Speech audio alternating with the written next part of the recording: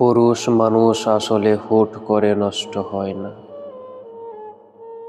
সে ধীরে ধীরে ভেঙে পড়ে।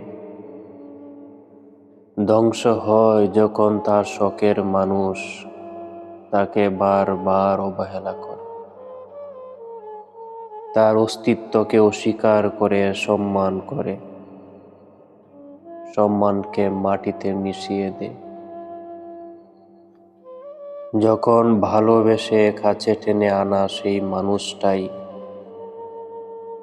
তার চোখে চোখ রেখে ধিক্কার দেয়, তখন একটা পুরুষ চুপচাপ সবকিছু সহ্য করতে করতে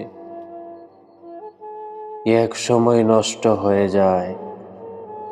সে আর কারো হয় না, নিজেকে হারিয়ে ফেলে।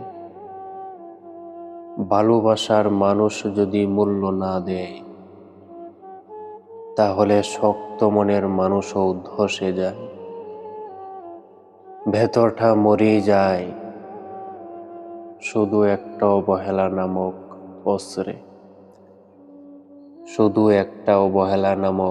অস্ত্রে।